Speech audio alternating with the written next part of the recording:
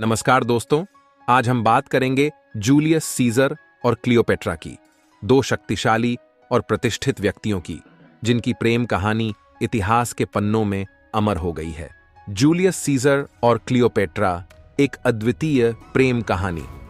48 ईसा पूर्व, जब Roman general Julius Caesar मिस्र में अपने अद्भुत अभियान का हिस्सा बनते हैं, जब वह दुर्जेय पोम्पी के खिलाफ उतरते हैं, करी सीजर के पक्ष में टॉलेमी थियामे के असफल प्रयास के बाद पोम्पी ने मिस्र में आश्रय मांगा। फिरौन ने उसे फांसी की सजा देने का निर्णय लिया और सीजर को उपहार में उसका कटा हुआ सिर प्रस्तुत किया, जिससे सीजर ने भयभीत होकर इस विश्वासघात से दूरी बनाई।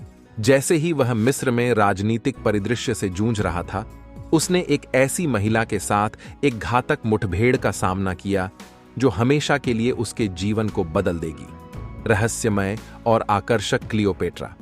प्राचीन मिस्र की आखिरी फिरौन क्लियोपेट्रा ने साहसपूर्वक अपने आत्मविश्वास के साथ खुद को जूलियस सीजर के महल में छिपा लिया। अलेक्जेंड्रिया में एक अलंकृत कालीन को खोलकर रानी को देखकर सीजर वहां की अद्भुत सुंदरता और कुशाग्र बुद्धि से चकित हो गया।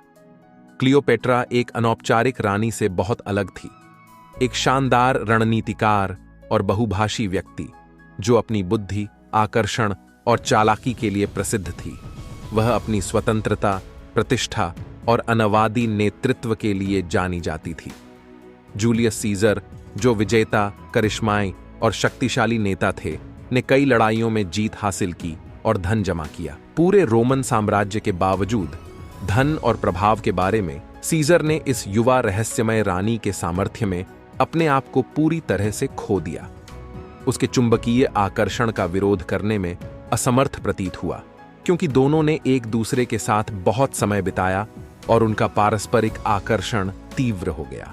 वे दोनों एक दूसरे के प्रतिमंत्र मुग्ध हो गए। उनकी अद्वितीय सांस्कृतिक पृष्ठभूमि और दृष्टिकोण में और उनमें राजनीति और सत्ता के प्रति अतृप्त भूख की बात केवल कुछ समय की थी। जब उन्होंने प्यार की अप्रतिरोध्य ताकतों के सामने घुटने टेक दिए, तब तक यह भूख थी। हालांकि उनके बीच उम्र का अंतर काफी था। सीजर 52 वर्ष के थे, जबकि क्लियोपेट्रा मात्र 22 वर्ष की थी।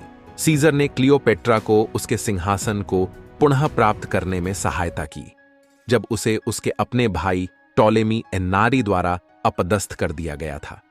उन्होंने साथ मिलकर एक गृह युद्ध छेड़ा, जिसकी परिणति 47 ईसा पूर्व में नील नदी की लड़ाई में हुई, जिसके परिणाम स्वरूप अंततः क्लियोपेट्रा को शासक के रूप में बहाल किया गया और उन्होंने अपने समय के दौरान एक बेटे की आशा की थी, जिसे उन्होंने सिजेरियन नाम दिया था। उनके भावुक संपर्क के बारे में प्राचीन दुनिया में चर्चा थी और यह निंदनीय से कम नहीं था। पहले से ही कैल्पर्निया से विवाहित सीजर ने क्लियोपेट्रा को अपने साथ रोम लाकर रोमन अभिजात वर्ग के गुस्से को भड़काया था, लेकिन प्रतिक्रिया से बेपरवाह सीजर ने क्लियोपेट्रा का समर्थन करना जारी रखा और यहां तक कि सिजेरियन को अपना उत्तराधिकारी घोषित करने की बात भी सामने आई। एक दिलचस्प कहानी जिसने ऐतिहासिक विवाद और रोम के तनाव को बढ़ाया, लेकिन अफसोस की बात है कि उस कल्पनाशील प्रेम कहानी ने 44 ईसा पूर्व में एक दिल दहला देने वाली परिणति को छूने का मौका दिया, जो फिर एक कुख्यात कृत्य में सीजर के द्वारा बेरहमी से हत्या की गई। इससे क्लियोपेट्रा वंचित हो गई और उसकी स्थिति कमजोर हो गई। अपनी सुरक्षा और बेटे के भविष्य की चिंता में वह एक और प्रभावशाली रोमन जनरल मार्क एंथोनी के साथ गठबंधन करने का निर्णय लिया, परंतु 31 ईसा पूर्व में हुआ गठबंधन कमजोर साबित होते ही उन्हें सीजर के दत्तक पुत्र के हाथों कठिन हार का सामना करना पड़ा। इसके पश्चात एक्टियम की निर्णायक लड़ाई में उत्तराधिकारी ऑक्टेवियन ने क्लियोपेट्रा और मार्क एंथोनी की हार को देखा, जिसके बाद उन्होंने अपनी जान लेने का निर्णय किया और एस्प के काटने से आत्महत्या कर ली, जबकि मार्क एंथोनी ने भी आत्महत्या कर ली। अपनी ही तलवार से सिजेरियन को धर लिया गया और ऑक्टेवियन के आदेश पर संभावना है कि 30 अगस्त ईसा पूर्व में उसका निधन हो गया।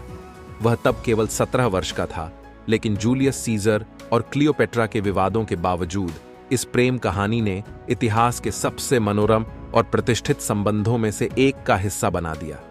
यदि आप इस रोमांचक प्रेम कहानी इतिहास के बारे में अधिक जानने में रुचि रखते हैं तो हमारे चैनल पर आपको दुनिया के हर कोने से रोमांचक और प्रेरक कहानियां मिलेंगी। कृपया हमें लाइक और सब्सक्राइब कर